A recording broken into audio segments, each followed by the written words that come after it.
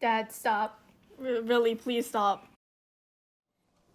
Hey there, parents and caregivers. Welcome to the Dad Bod, just one father's perspective on how to discuss balancing online and digital devices. So, like many of you, I do my best just trying to raise good kids in this digital world, but it is moving so fast and I often feel very left behind. I will say this though, you don't need to know everything about tech in order to be a supportive, interested parent, but you do need to have an honest interest in the why or the how they might want to interact with the technology in their lives. And that'll probably be another video to come. Today, I want to talk about something that so many families have learned the hard way. And that is when it comes to digital citizenship and digital responsibility, what we do matters way more than what we say. So what exactly is digital citizenship? It's essentially using technology responsibly, respectfully, and safely. But here's the thing, our kids aren't just learning this from textbooks or school assemblies, not in any long-lasting way at least. They're learning it by watching us. What I've discovered in my journey as a father is that our digital modeling directly shapes our children's technology habits, full stop. When our kids observe us spending equal or greater time on our devices than they do, we start to establish this unspoken standard for behavior. Many of us parents fall into this trap of distinguishing our own screen time as necessary while dismissing theirs as just mere entertainment. Now, this double standard creates a fundamental disconnect in our messaging around technology. Now, I know this firsthand with my own teens. They were spending way too much time in the restroom, and it was because they had their phones with them. Now, when we pushed the issue, their response was, surprise, surprise, the fact that I did the same thing. And then my wife confirmed it, and then it was just not a fun conversation at that point. Regardless, there are plenty of other videos sharing why this just isn't even sanitary. You can watch those on your own time.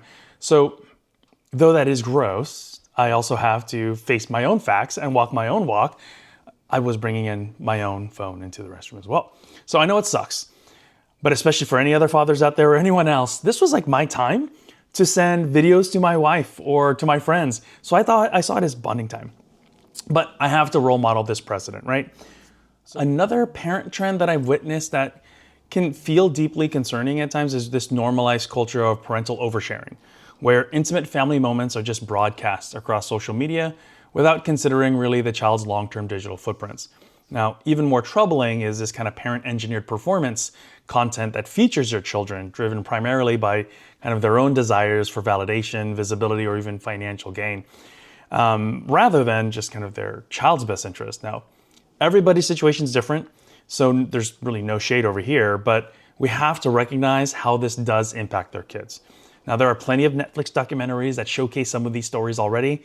You can watch those again, also on your own time.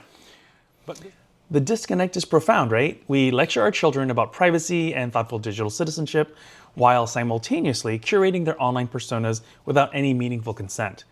Now, as digital parents, we must confront the truth.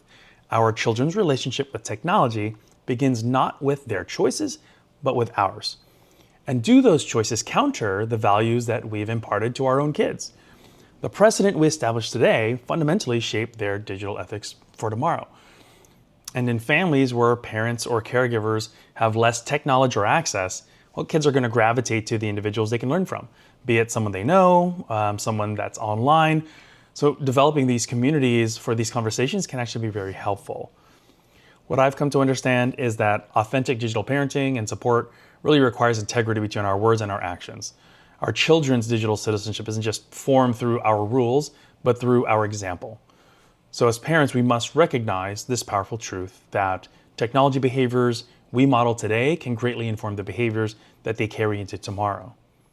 The second game changer for us has been about making digital citizenship an ongoing conversation, not just a lecture when something goes wrong. It's very common for these kind of digital parenting talks to be saved for the big, serious things whenever something goes wrong online or whenever something hits the fan. Now, this just puts kids into a more defensive mode. Their eyes start to glaze over when they're talking to you, or even worse, they start to roll back like, ugh, now that's the worst. Now we weave these lessons and conversations naturally into our daily lives. When we see a news story about cyberbullying or something like that, we discuss it. When I'm updating my privacy settings for a new tool that I've just downloaded, I invite them to view and do the same. When I make a mistake, like posting something that needed to be further fact checked, I own it and I talk to them about what I learned by doing that, right? These consistent, low-pressure conversations have completely changed the way that my kids receive my guidance now. Because we're always talking about digital life in small ways, they don't feel ambushed or criticized when the bigger issues come up. And they know that this is just a part of our family culture, a part of our family discussion. The magic really happens in how these two approaches, modeling and consistent conversation, leads to kids who are actually receptive to our guidance. Now, when I'm walking my talk, I have credibility. When digital conversations are normal and ongoing, they don't feel like attacks. And when those two things combine, something really amazing can happen. Like my kids actually come to me when there are any questions, but especially these digital questions and problems come into their lives.